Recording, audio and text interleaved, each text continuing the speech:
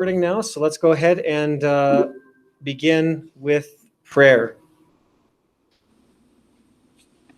Lord, we thank you again for this opportunity to read and study your word. Bless us as we continue to walk through the book of Daniel, particularly as we see for Daniel these future events that you have in store, and guide us through our study of them, that they would also edify and build us up as it did for Daniel.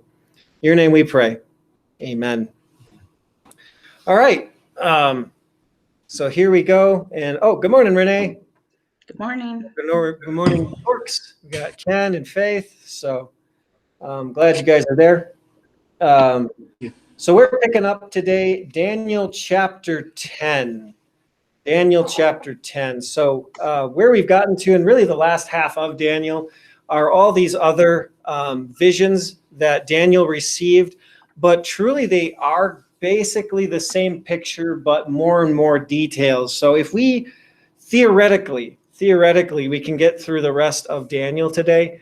And if we do, I have a video specifically that's going to help just to kind of put history together with the prophecies that were given in the book of Daniel. Because again, it keeps coming back to this vision we had in Daniel chapter 2 of the statue with the different materials, which were the different kingdoms.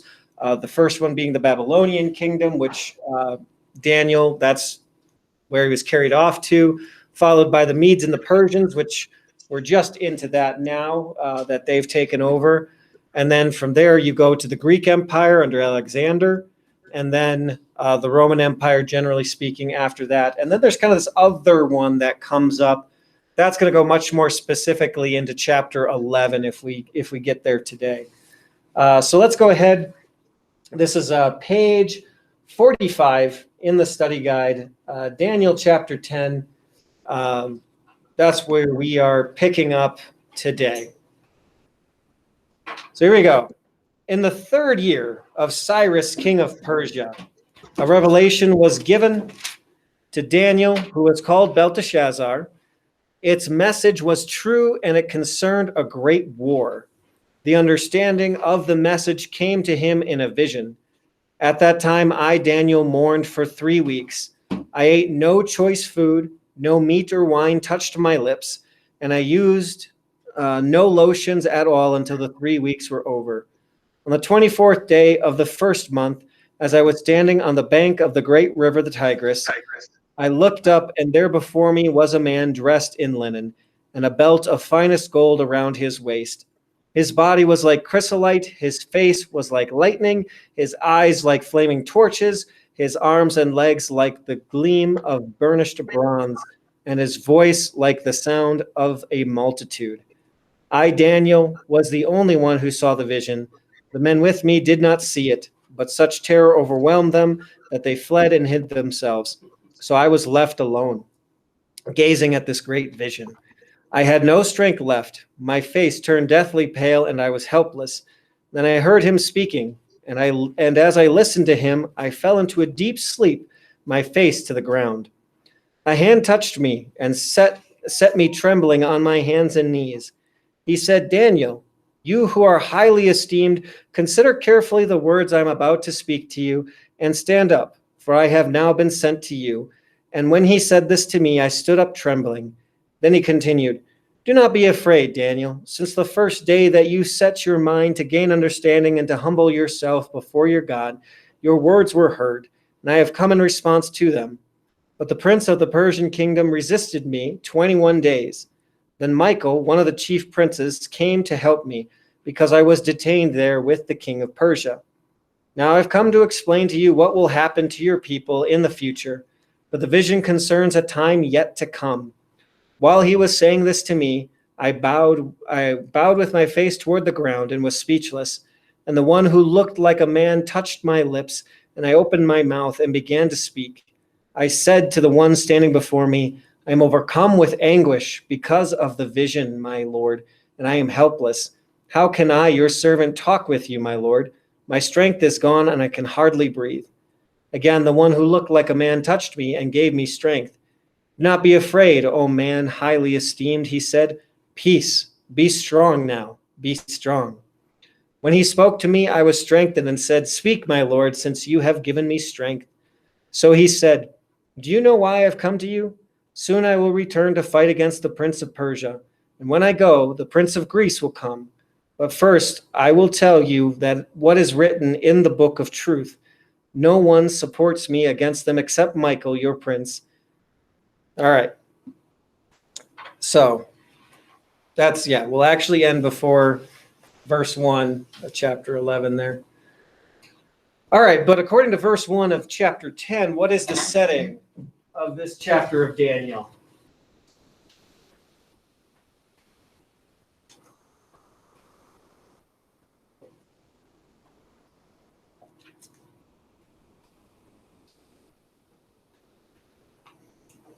He's still under the rule of the Persians, is he not?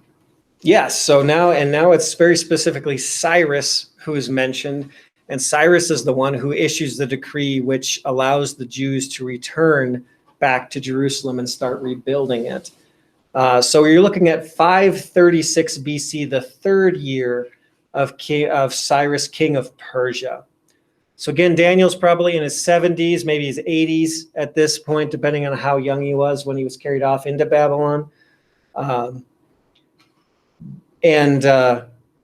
That actually is part of the thought. You catch that Daniel is mourning, and one of the reasons he might be mourning, because a good question is, well, why isn't Daniel going back with the rest of the exiles? I mean, we know this is important to him. You know, he put his life on the line to stay true to the Lord. Is it honestly he's too old? Can he not make the journey physically? Is he in his twilight years? So it's speculation. We don't actually know. But that might be one of the reasons. Another reason might just simply be that when the Jews returned to Jerusalem, they encountered resistance right away.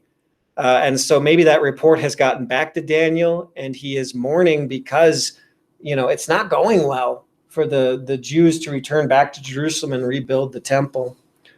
So either way, there's a reason he's staying. Maybe it was to influence the government to continue at his higher position. That's another reason too. But who is this man who appears to Daniel?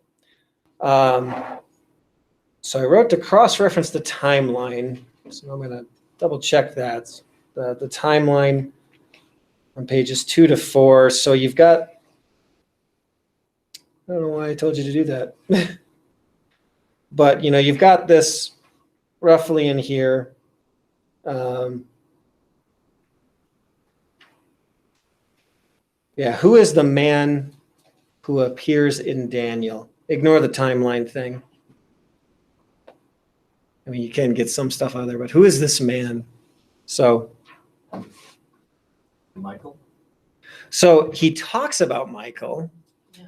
I don't think it's an angel because he bows down to him and he doesn't tell him not to. And that was, Chuck just hit on one of the big points. Angels in the Bible, if anyone ever tries to worship them, they immediately stop them. This person does not. And so because of that, and now look at some of these descriptions, one from Ezekiel and one from Revelation. So above the vault over their heads was what looked like a throne of lapis lazuli, and high above on the throne was a figure like that of a man.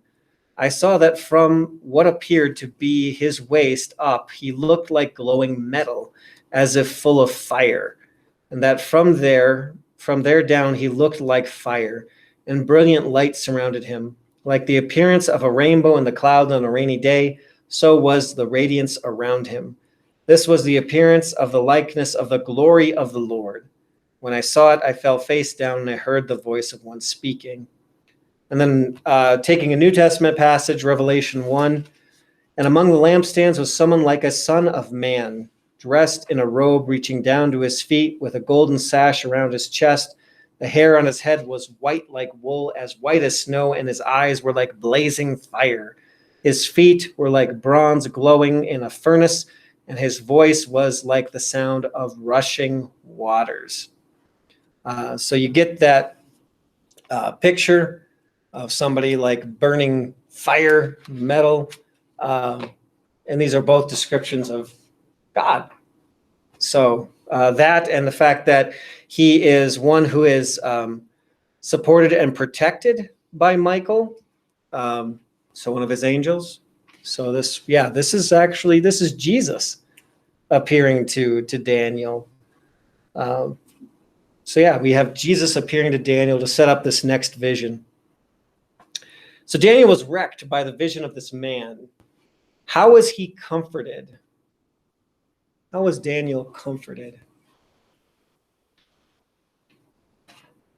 Think about that for 30 seconds because I realized I forgot my water. So I'm going to go get my water. As Wendy picks up a cup of coffee and enjoys it, or tea. Good job, Wendy. I can see this.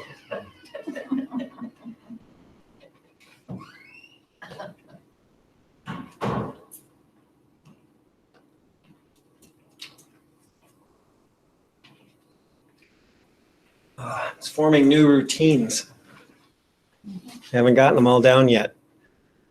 All right. So how was Daniel comforted during this vision of the man? The person himself, Jesus, walks over and touches him and gives him comfort. Kind of tells, and he brings him. He had fallen down face on the ground, and he brought him to his hands and knees. Didn't try to stand him up all at once, but helps him to recover. Doesn't just let him lay there. Yeah, he touched him, so that does tell us the importance of physical touch, and then also speaking to him, strength, lifting him up, and words of encouragement.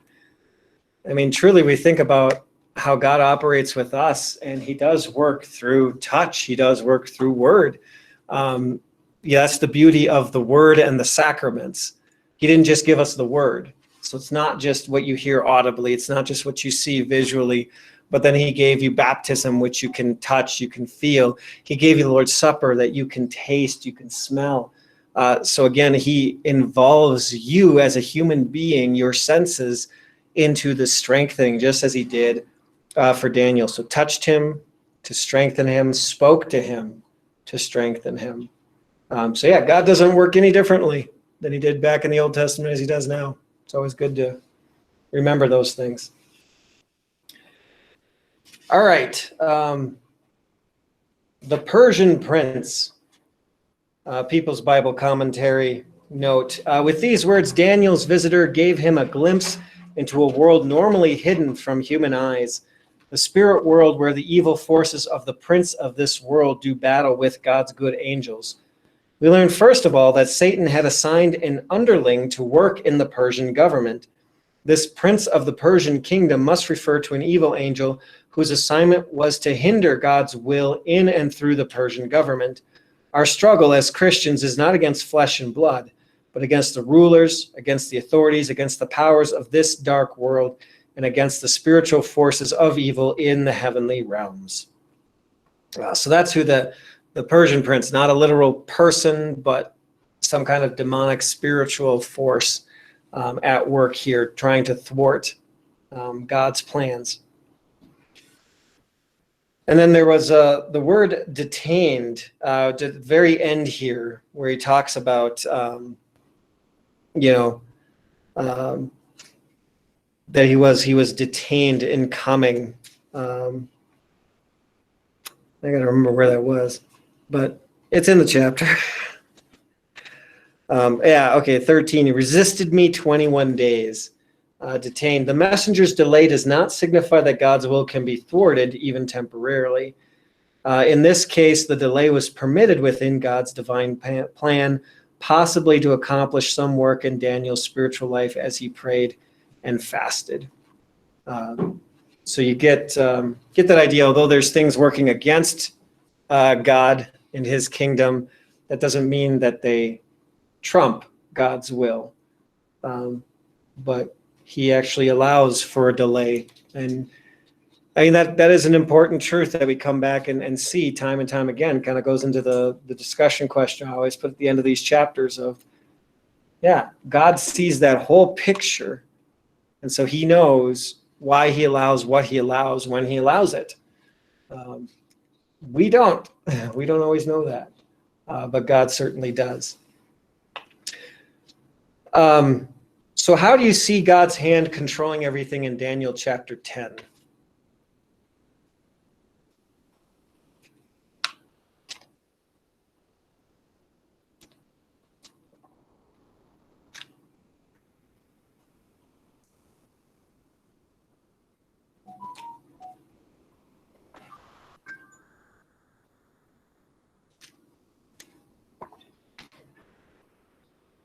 How do you see God's hand controlling everything in Daniel chapter 10?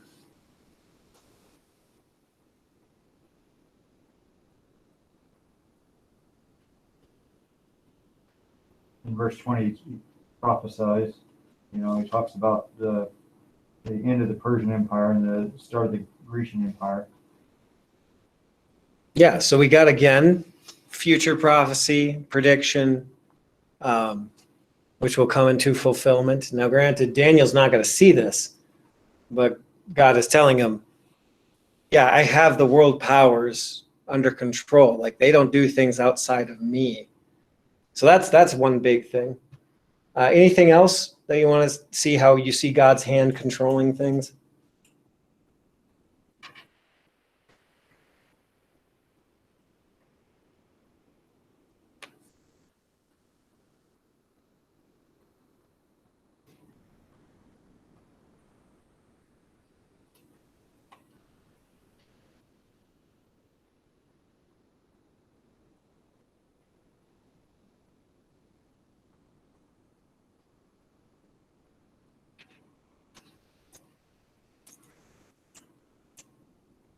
So really, God is answering Daniel's prayer in this chapter.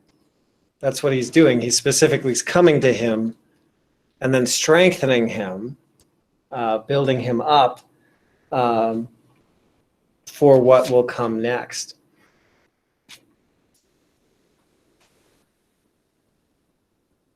We do know that God had used the Persian government to benefit his people, freeing them from exile in Babylon. On the other hand, Satan was working through his agent to undermine those royal decrees. It's comforting to learn that Satan's attempt to use the Persian government to overturn God's good plan ended in failure when Michael came to help the angel who spoke to Daniel. Yeah.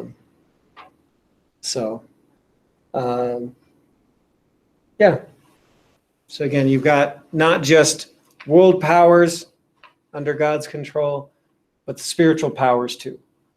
So even what you can't see, what's being talked about, is still under God's control. He still is taking care of that. Okay, so just ending from, this is from Isaiah, somewhat similar to Daniel being strengthened here in this vision. Strengthen the feeble hands, steady the knees that give way. Say to those with fearful hearts, be strong, do not fear, your God will come. He will come with vengeance, with divine retribution. He will come to save you. So he will come to save you. Okay. So I'll be honest, when I got to these last couple of chapters of Daniel, I didn't really have much to discuss anymore. It's just more about just seeing the vision, which, you could look in there and you're like, well, what does all this stuff mean? The 21 days and that's like, we don't know. There really wasn't a big, that's what that's all about. No, just there was a delay for 21 days. It's actually a little bit more, maybe more straightforward than we would think. But yeah, big vision, seeing this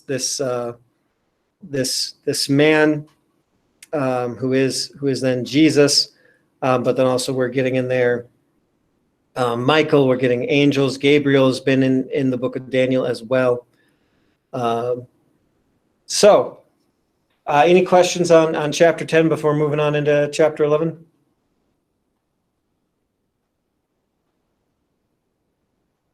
Okay, so we'll take chapter 11. Now here's kind of some things we're gonna do chapter 11 just a little bit differently, because I could sit up here and just lecture you like a history professor, but I thought it would be a little bit more beneficial. I found a video, and the video is going to show pictures on the screen as it reads Daniel 11. And so you'll see visually the events in history that are being talked about with each verse in Daniel 11. But I also found some charts in there so that you can also reference it there. So pages 47 and 48, that will have, those are the very specific, these are actually the fulfillments within history. Now, this is all future for Daniel. Daniel doesn't know who Seleucus and Antiochus and all that are. But we now, looking back, can see these and see these fulfillments, how these things actually played together. So left column is verses, then the king of the north and king of the south, who are they referring to? And then just little extra comments that goes in along with the history that's on the right-hand side. So really what you're going to find is a lot of Ptolemies and Seleucids. So the breakup of the Greek empire following Alexander. So it's just incredible details into the visions that we've already received about these coming kingdoms. But to give us our setting, verse 1, and in the first year of Darius the Mede, I took my stand to support and protect him. So then we're backtracking again, even though we got the vision in 536, well, third year of Cyrus. Now we're back to the first year of Darius the Mede. So the angel visited Daniel in the third year of King Cyrus of Persia, revealed to Daniel that he had stood up to strengthen and protect Darius since the first year of his reign. So this is already in place and happening, is what God is saying. So, all right. So Chuck, do you know how to present? You already got that? Yeah. Okay. So we got to play it, and then we're going to also have to mute the mic. So we're going to mute the mic and then play this video.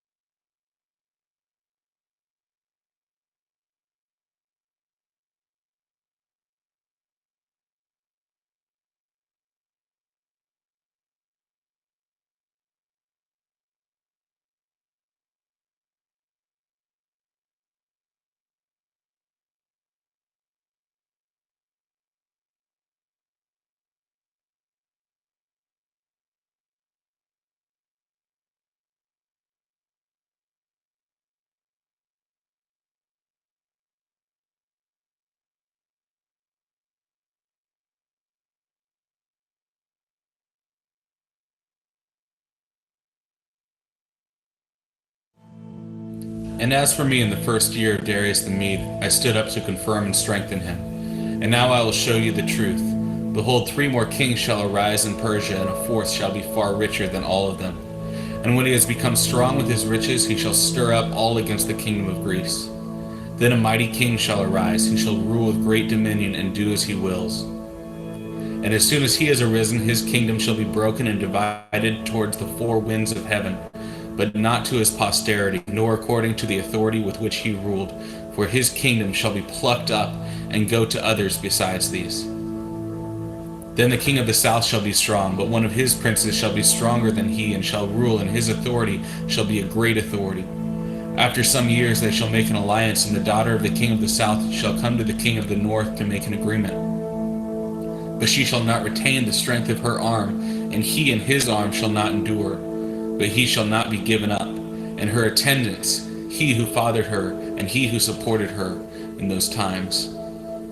And from a branch from her roots, one shall arise in his place. He shall come against the army and enter the fortress of the king of the north, and he shall deal with them and shall prevail.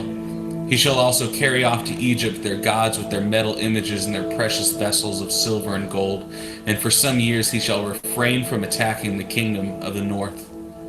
Then the latter shall come into the realm of the king of the south, but shall return to his own land.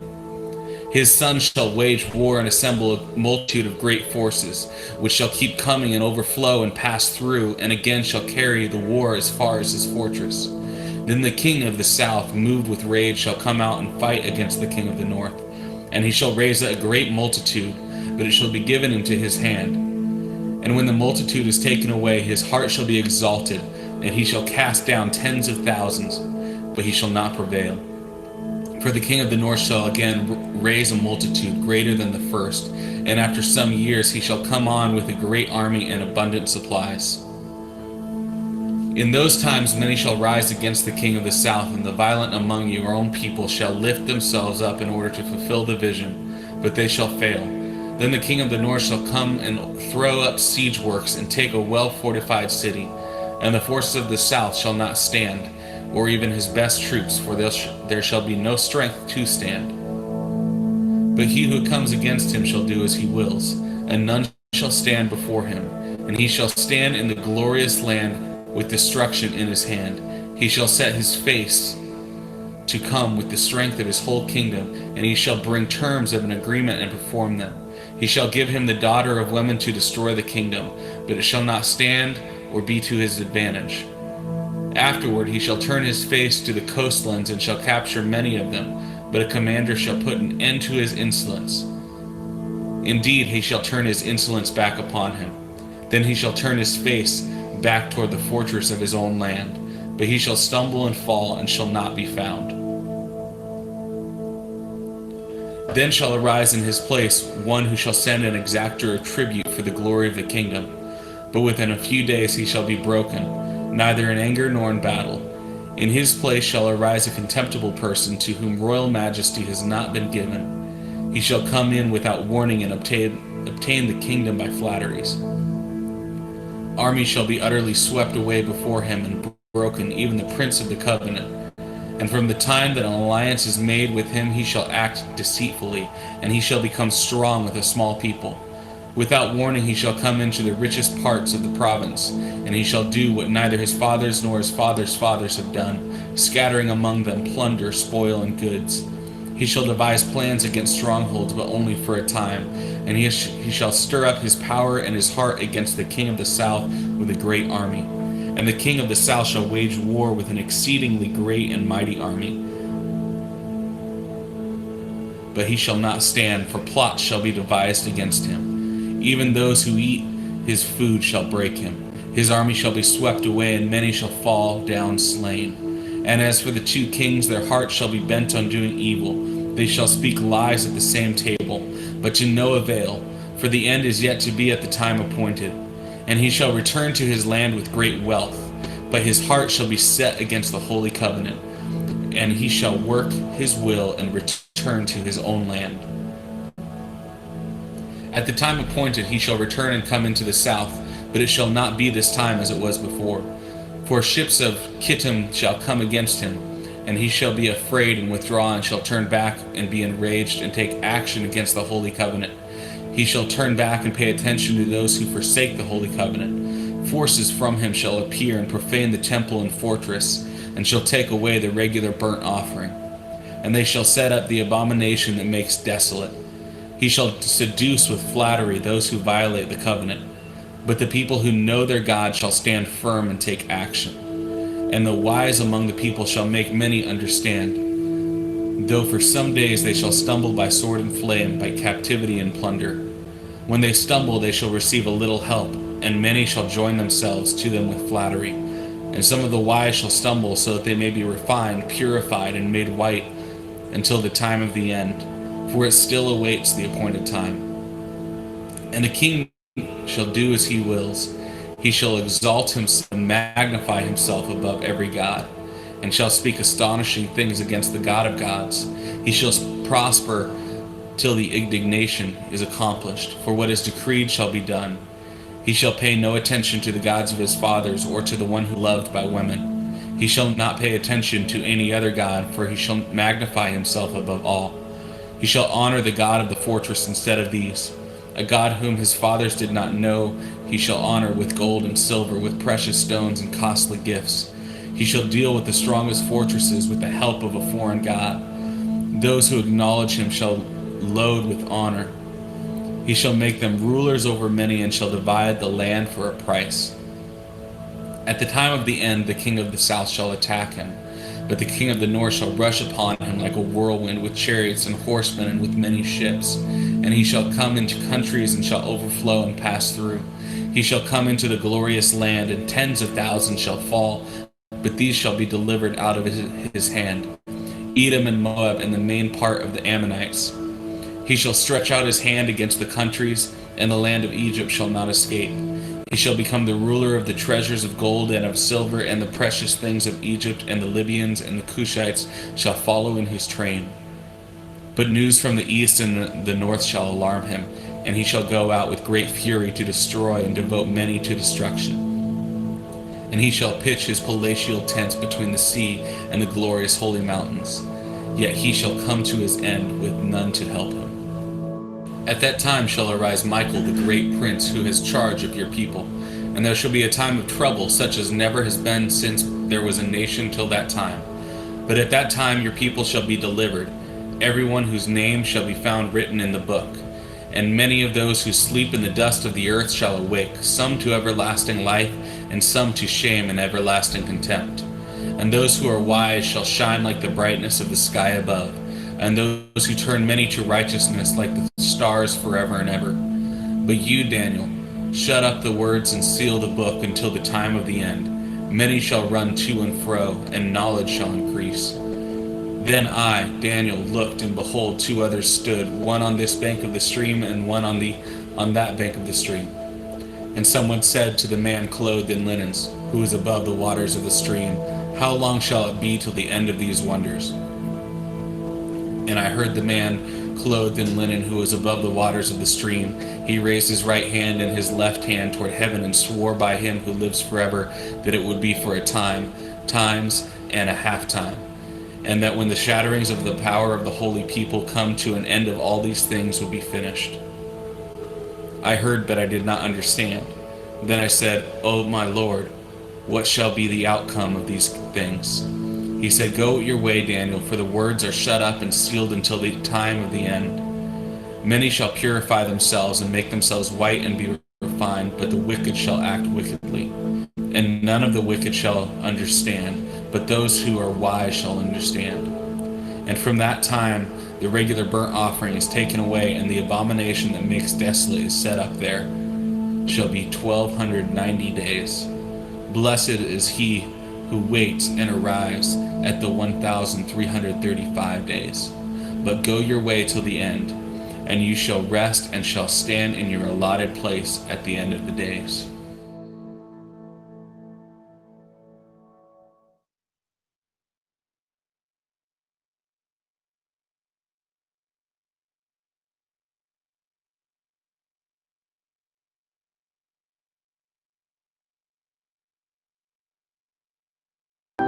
This is a message from the ministry.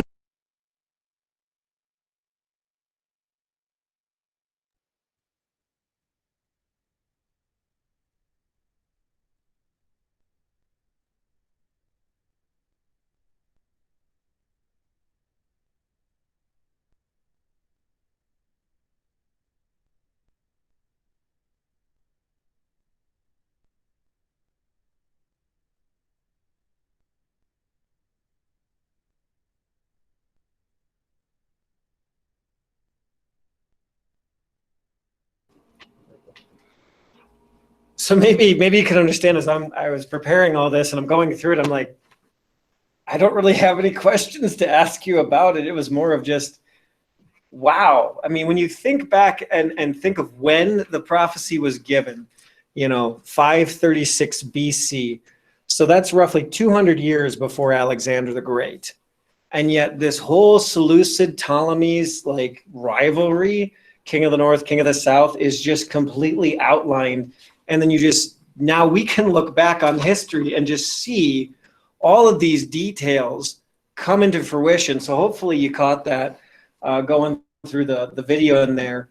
And then it went into something else that's very big, and it's been referenced in some of the other visions. Again, these visions are the same events because it's just about these successive kingdoms. The details are just getting more and more explanatory. The big one here, though, really is talking about Antiochus IV Epiphanes. So maybe you caught that there's more going on here than just a really bad man, that there's something else, especially when you get into the later half of chapter 11, basically 36, verses 36 to 45. The future vision changes from being a direct prophecy of Antiochus IV to a type, which means a prophecy personified, a type of the Antichrist. That's really what it's getting at the very end. Now, Epiphanes, Antiochus IV Epiphanes, he did go in and remove the sacrifices from the temple and set up an idol, altar to why can I not say words? Bad thing, not a god, that thing, And so he did. There was this whole revolt that happened within Israel under the Maccabees, mainly Judah, the Hammer Maccabees. This is one of those apocryphal books of the Bible. So these are events in history that happened, but that's all they are. They're events in history. They aren't actually part of the Bible. So if you really want to get into what was going on, read 1st and 2nd Maccabees. You can look it up online. And then you get that history of what that revolt, basically the Jews waged a guerrilla warfare to kick the remnants of Antiochus IV out and reclaim the temple and then purify it. That is also where Hanukkah comes from. Hanukkah comes out of that, the 8 days, Festival of Lights. The lamp was only supposed to burn 1 day, but it burned 8 days on the oil that it had. But you can see somebody who comes in and defiles the temple can then personify the Antichrist.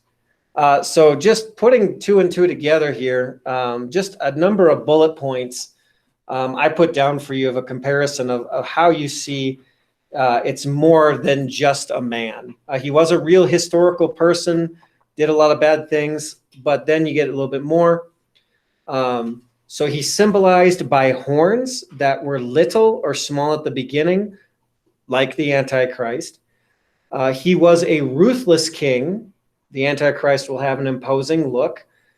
He was a master of intrigue. The brilliance of the Antichrist is suggested by the eyes on the horn. He had great power. The Antichrist will have even greater power. And then you start to see, 2 Thessalonians Revelation. He was energized by Satan, just as the Antichrist will be empowered by Satan. Destroyed thousands, the Antichrist will destroy even more. Prospered for a short time, likewise the Antichrist. Persecuted the Jews, as will the Antichrist. Was a deceiver, the Antichrist will be a master deceiver. Was proud, the Antichrist will be a megalomaniac. I can't say it. Megalomaniac, thank you. Blasphemed God, as will the Antichrist. Was not killed by human hands, the Antichrist will not either. So you see it shift.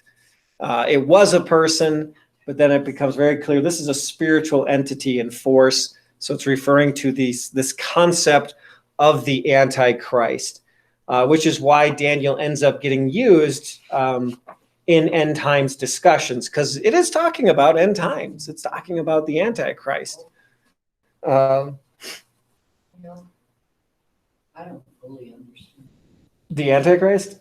You don't fully understand him? No. Yeah, neither do I. No, people talk about maybe that person's the Antichrist.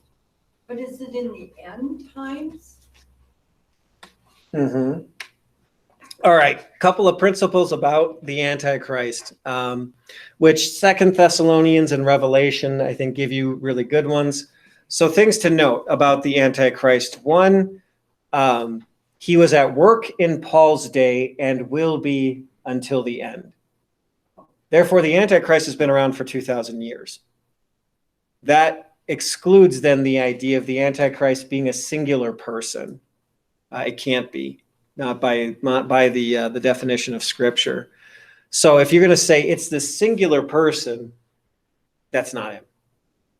It's a force in the world that Makes more sense. it does. Because again, you ask, well, in the end times, well, we live in the end times, don't we?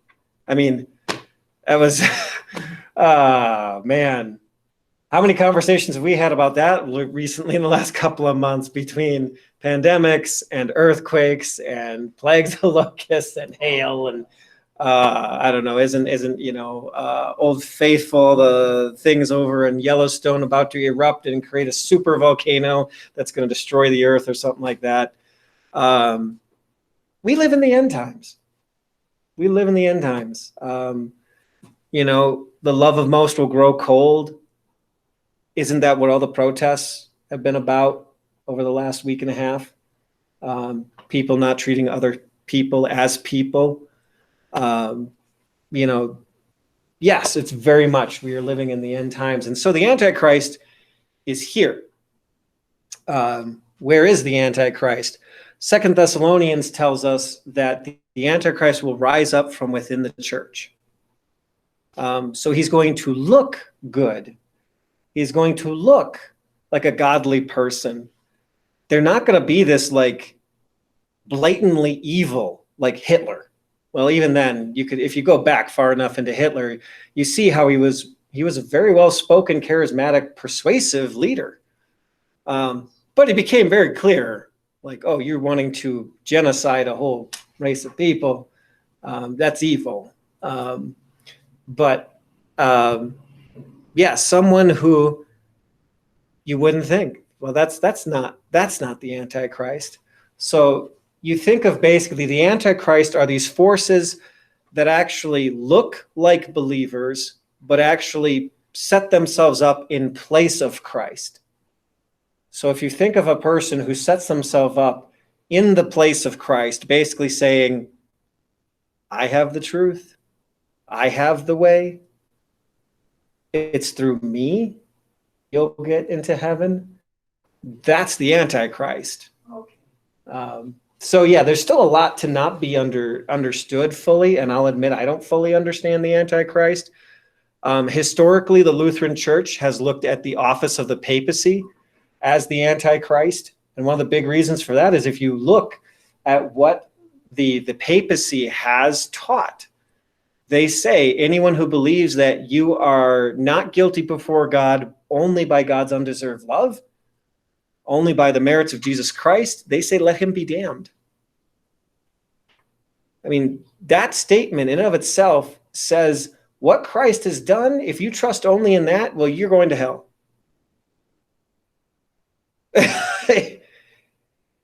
How can you not be more anti-Christ, putting yourself in the place of Christ? I mean, even the statements, like if I stood before you, because there are antichrists, and there's the Antichrist. If I stood before you and said, you guys cannot go to heaven unless you belong to Light of the Valley Lutheran Church, I just became an Antichrist. Because I just then said salvation goes through me and this organization instead of through Christ. So, Eric? So should it be distinguished from Satan? Yes. Yeah, Satan works in them, but it is not Satan. Separate entities? Yeah, good point. Yeah, it works. So it is an earthly force influenced by Satan, but not Satan. Yeah, that's a good question. So yeah, the Antichrist, there's a lot we don't know. And I think that's one of the things, so like I said, Lutherans have made a historical judgment on it being the Roman Catholic office of the papacy. And that's what makes it really hard as a theologian, because like it's a whole lot easier when you can look at like this in Daniel. It's like, oh yeah, you can see where history, it happened, it took place. Well, this is still going on. And so we don't have the historical hindsight. We're living it. So anyone who's going to step up and say, you have to go through what I'm saying in order to get to heaven, in order to get to God.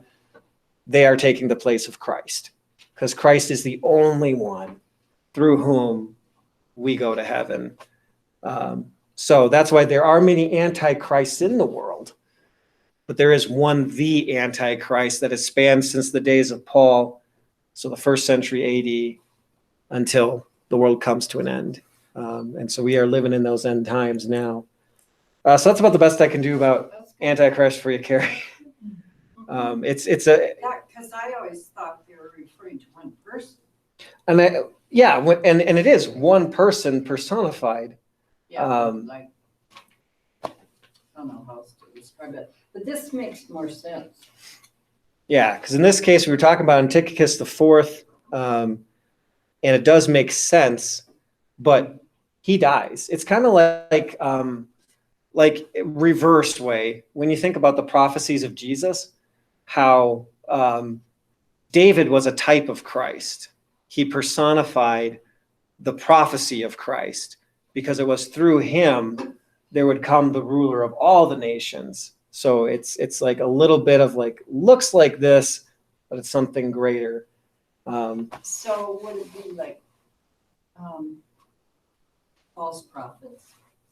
So there's a little bit more of a distinction with false prophets. Oh, False prophets, generally, it's just as much to lead you into falsehood, whereas the Antichrist is, think of it this way, anti in Greek means in the place of, so people who put themselves in the place of Christ. okay. False prophets more just, whether willingly or unwittingly, lie to you, or saying something false. Okay. Whereas They're all led by Satan, though. and that's the thing, yeah, there's always So he's the the head of the satanic force. Yes. Antichrist. Yeah. And so, yeah, and that's, at the end of the day, we know his head gets crushed, Satan gets defeated. So we know, and that's really one of the, getting to the discussion question, that's really one of the blessings from this, is there is an end. At the end, Jesus wins. Like the little, I had a bunch of little fun pop culture signs and pictures in there too with but yeah, Jesus coming soon. I mean, yeah, he's coming, and it is a total victory in the end. Because remember, this is written in Hebrew, not Aramaic. So this is written more for the Jews, for God's people, to know there are evil spiritual forces in the world.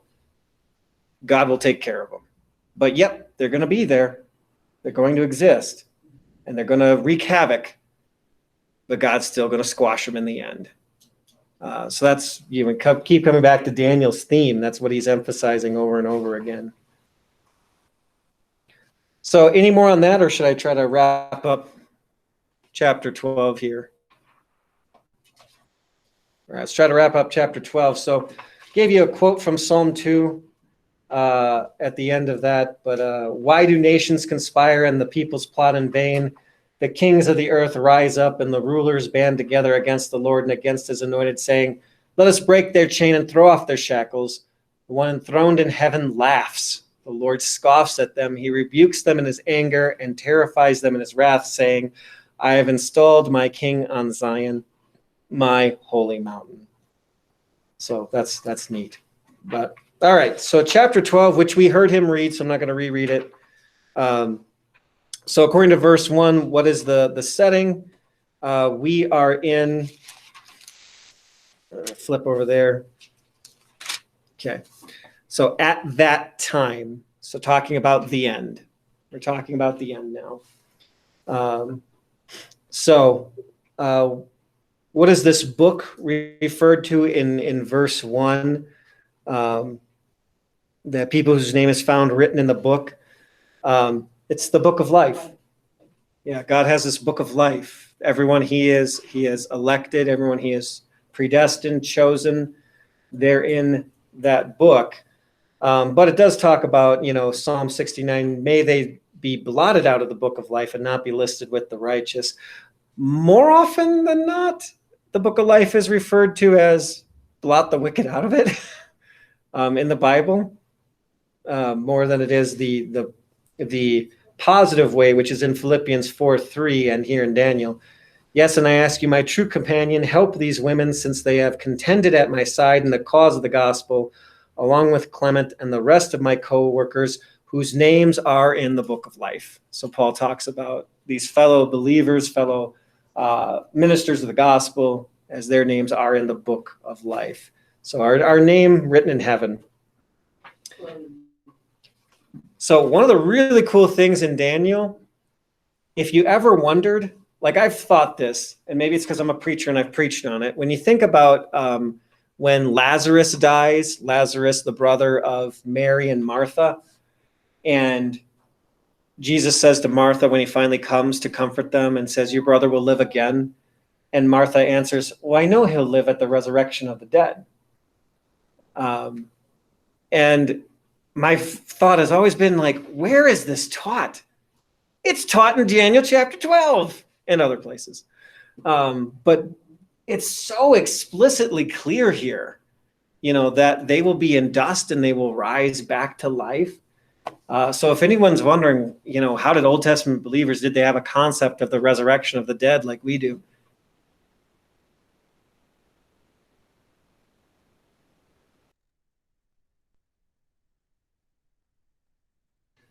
That's in that little orange note box. There's an Isaiah, Job, Psalm, Ezekiel, and it's neat too to think of, because Job would have lived about the time of Abraham, from Genesis chapter 12 through 25. So it's one of our earliest books of the Bible. And the resurrection, that's the famous, I know that my Redeemer lives, and in the end I will stand upon the earth. I will see him with my eyes and not another. So yeah, the resurrection of the dead, very clearly taught in the Old Testament from early on. But then you get all these days, and these are worth talking about. So people's commentary on the days. Well, to understand these two time periods, commentators take the days symbolically rather than literally. The starting point for both periods is described as from the time that the daily sacrifice is abolished and the abomination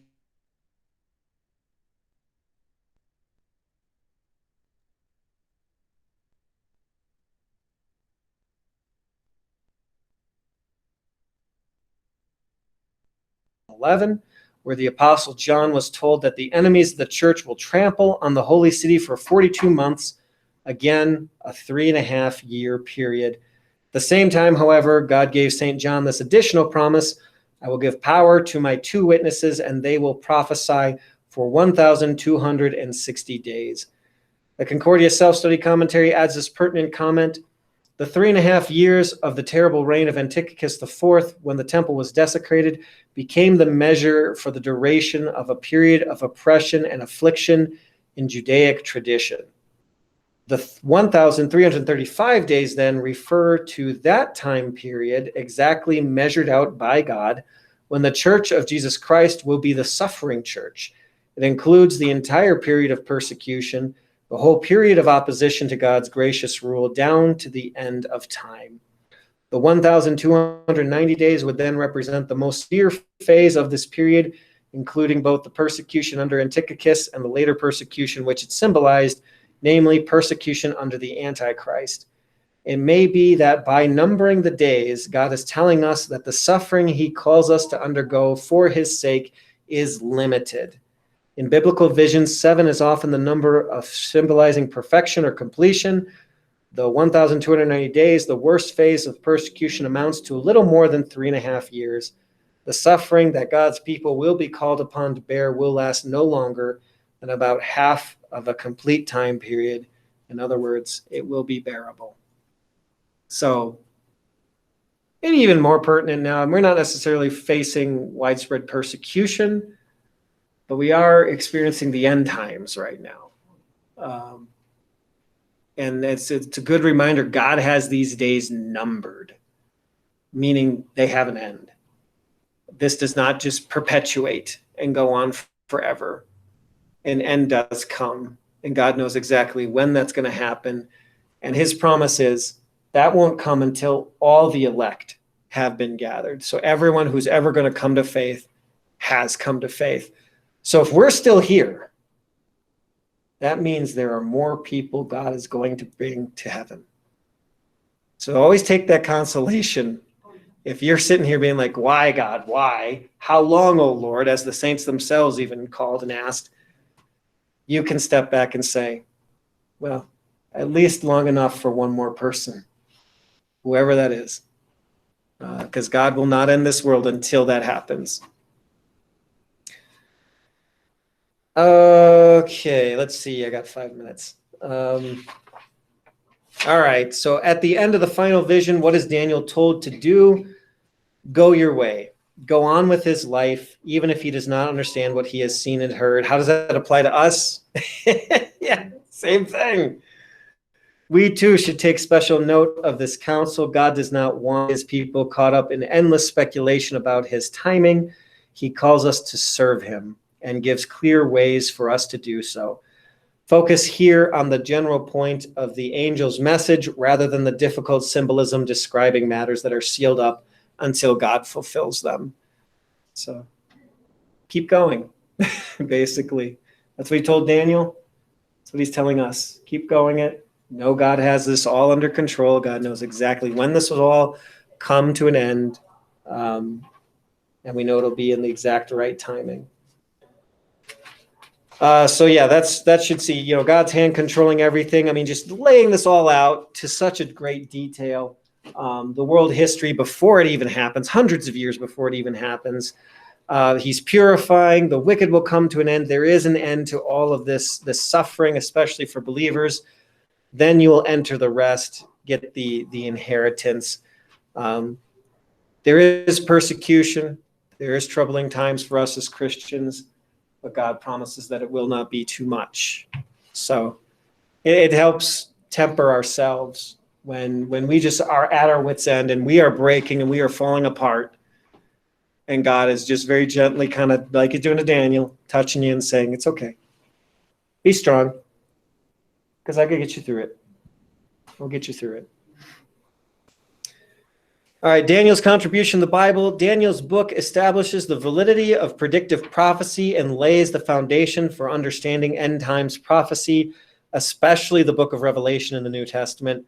But most importantly, it emphasizes that the Lord has dominion over all the kingdoms of the earth, even in evil days when wicked empires reign. Two key words in the book are king and kingdom. Above all, Daniel teaches that the God of Israel is the sovereign of the universe. For his dominion is an everlasting dominion, and his kingdom is from generation to generation. So I figured I would close with a quote from 1 Corinthians 15. When the perishable has been clothed with the imperishable, and the mortal with immortality, then the saying that is written will come true. Death has been swallowed up in victory. Where, O death, is your victory? Where, O death, is your sting? The sting of death is sin, and the power of sin is the law. But thanks be to God. He gives us the victory through our Lord Jesus Christ. Therefore, my dear brothers and sisters, stand firm. Let nothing move you. Always give yourselves fully to the work of the Lord, because you know that your labor in the Lord is not in vain. So I figured those would be great to end on. So the last 2 pages just have that little picture diagram of the book of Daniel. And there you go. That's Daniel. So I'm out of time though. But if you have questions, always ask, poke me, email me, etc. We will we'll close with prayer. And then next week, God willing, we will start the book of Ephesians. So we're going to take a jump into the New Testament, do one of these Pauline epistles, these letters that he wrote to congregations. So I haven't done an epistle yet. So it's time for me to do an epistle with you guys. So let's close with prayer. Lord, we thank you that you continue to be in control now and always. And we see that again so clearly through Daniel. As we go through troubled times, Lord, remind us that you have those days numbered. They will come to an end. You will see us through. So make us strong, Lord, as we await that day when our journey finally ends and we are home forever with you. In your name we pray. Amen. All right. Thank you, everybody. So we'll get ready for worship now.